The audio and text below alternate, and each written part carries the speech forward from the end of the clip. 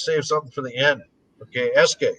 We had an update this week. We got all our assays for the remaining 20 holes that we drilled, or for the total 20 holes that we drilled last year at our project, our Siblulu project in the Golden Triangle. This is south of the Eskay Creek mine that Kevin spoke about a few minutes ago. And what we have seen here is just very exciting. Okay, we're seeing early stage but very successful drilling on two targets, TV and Jeff. I'm going to show a live 3D model here in a minute so I can show people exactly why we're so doggone excited here. Okay, now one of the things that gets us really stoked here is in this last round of drilling, we saw some very high-grade mineralization. Not that we didn't see some in the previous holes, but there was a phenomenal intercept of 35.5 meters of 10.6 gram gold equivalent. If you do it in silver equivalent, you're looking at, I'm not sure what that is. What it was like 600 and some odd, or 700 and some odd gram per ton silver equivalent. Okay, there's a lot of silver in this system. I would say value-wise, yeah, gold's more important, but silver is not far behind. We'll call silver, 20, 30, 40% of the value in this system. So it is a silver story as well as a gold story. Who cares? It will be a deposit. If we see these kind of grades and make a big discovery, I think it will be a deposit that delivers some very, very good potential. Look, disclaimer, I'm a director of the company, technical advisor as well. Okay, flick to the next slide. Next. Okay, here you can see a profile of the type of deposit we're looking for. These are VMS, volcanogenic massive sulfide deposits. These are the black smokers that you see videos of. They occur on the sea floor. Basically, hot waters that circulate underneath the ocean floor. They arise and they come up through these feeder zones. As they do so, they start to cool and precipitate the metals that are dissolved in them. So you end up creating what's called a sulfide mound. It's basically a mound of sulfide minerals, primarily pyrite, which is the word in the middle there. And then these things can exhale out on the seafloor. They can actually deposit a blanket-like body of sulfide all around them. Okay, so this profile is really super important. I want you to remember this. So focus on this feeder zone. It looks like a big cone that goes down into the ground. And then once you get up to the seafloor itself, you're actually dealing with a geometry that's fairly flat. The sulfide mound itself is kind of like a big flat blister on the bottom of the ocean. Okay, Max, let's see if I can pull this off. Okay, I'm going to try this out. So if you can stop sharing. And I'm going to try my darndest here. Let me, hold on, I got to get, okay, hopefully everybody can see this, correct? Kevin and Toby, can you give me, okay, all right. Okie dokie, what are we looking at here? All right, so this is the central part of our property, okay? The Eskay Creek mine is right here for reference, okay? These little orange blobs, I'm going to turn the topography down just a bit, okay? That little blob right there is the Eskay Creek deposit. That's what Skeena is exploring now. It's what Barrick mined the high grade from, and now Skeena is working on the bulk tonnage target here. You can also see some smaller satellite deposits scattered along the strike of this area here. Okay, now notice they come down in here. So basically right about here is our property boundary. Everything up here is Skeena. Everything down here is Eskay, these little yellow polka dots here. Hopefully you can see them. Okay, I'm going to zoom in just a hair so we can see it better. Okay, there's Eskay Creek deposit in the satellite. But down here, this is Eskay mining, our stuff. Okay, we're on the strike with them.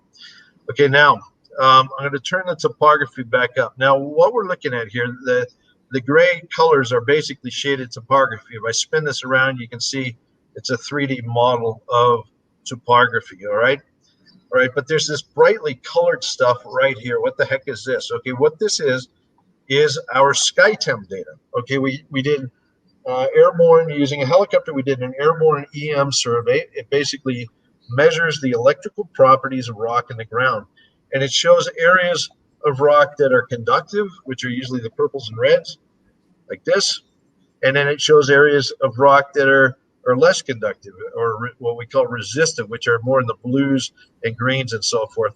All right, so there's kind of this natural transitions from these very conductive rocks to the less conductive rocks that you can see based on color. Okay, here's the scale over here, by the way. Okay, so what the heck is this telling us? Okay, we're looking straight down on the SkyTem data right now, and notice this. Notice that this looks like the mouth of a crocodile. Think of it that way. So here's the upper jaw of the crocodile. Here's the lower jaw, but here's its teeth. Okay, see that?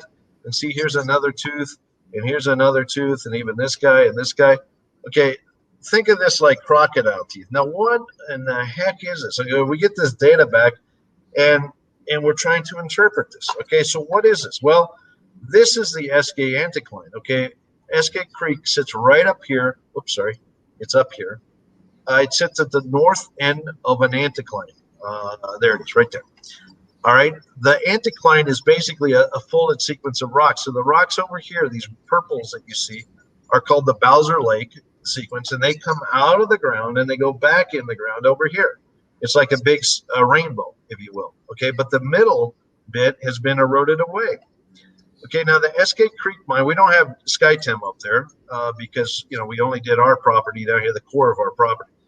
We wanted to find new targets. Okay, but you can kind of assume that the Eskay deposit, which sits up here, would be kind of like one of these crocodile tooths up there. All right, but why did we do this? Well, okay, we did SkyTem because SkyTem allows us to see rocks in the ground that are conductive and might be associated with sulfides in the ground. Okay, you remember what I showed you about the feeder system for a VMS? It's kind of a conical shaped thing. Okay, well, guess what we're looking at? These are basically the feeder zones.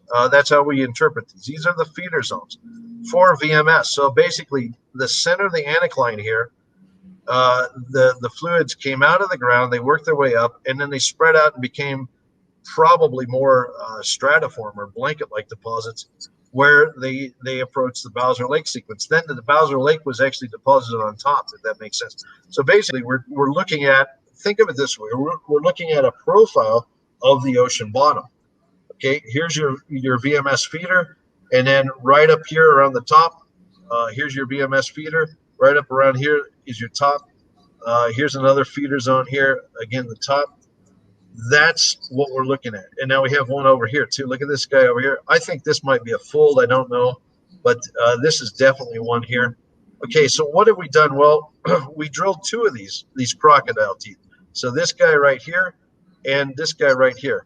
I'm going to zoom in and we're going to look at these guys. Okay, so I'm going to turn this down. Okay, I'm going to turn this up so you can see it better. See the little orange blobbies that we have down here? If I zoom way in, you can see those are our drill holes, okay?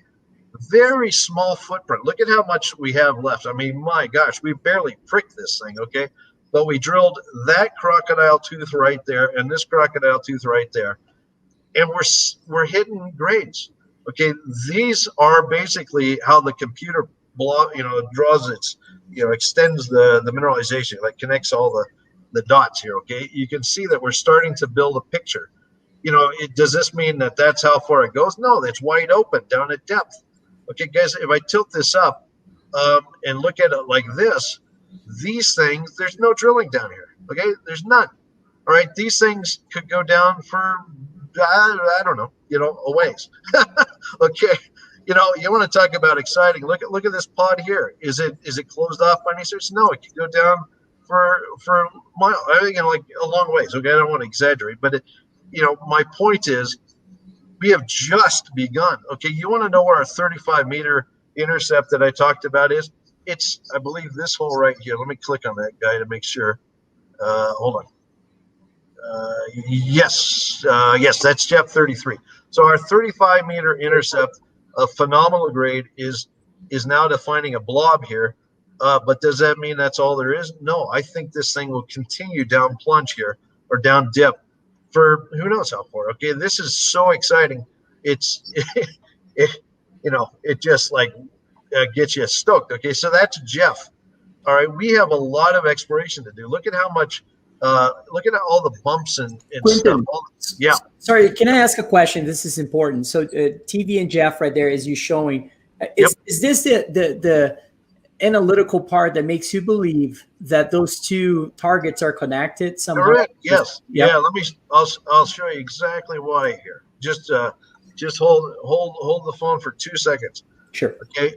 So basically, what I'm telling you right now is all of those intercepts we have at Jeff that I just showed you are down in the feeder zone. Okay. So here's our conical feeder thing. All right. But as we work our way up the hill, doink, doink, doink, doink, doink, I think the VMS system will be hiding right up underneath the Bowser Lake here. Okay, so I'm really, really excited as we work our way up the hill. Let me turn it on its side so you can see what I mean. Okay, see how the topography goes upslope here? We need to put our drill up on top of this ridge and poke some holes down. And I think we might actually find the VMS system preserved right up under this cap here. Okay, that is super exciting. Okay, and not only that, but even the feeder zone itself, like this is our high grade. Imagine if that thing goes down and there's a big blob down here, like our think 3 dimensions. Okay, I think our feeder zone underlies this entire area. So it's not just a 2-dimensional thing, it's a 3-dimensional volume that we're dealing with. And we've really only just pricked the surface here, guys. Okay, here's TV down here. Look at all these little blobs. Okay, people say, what are these white things? Well, these white things are our targets. Okay, we've got umpteen targets defined here. Okay, we've drilled this doodad right here, and we had great luck. Okay, so there's our drill holes at TV. Is that all there is? Heck no. We're just getting going, people. I'm telling you, we're just getting going. If you tilt this up and we look at this in 3 dimensions, it's wide open, guys. This thing's wide open. It's dipping down into the ground. These things are wide open. There's nothing cutting this thing off. And not only that, but we have all these pimply looking things here.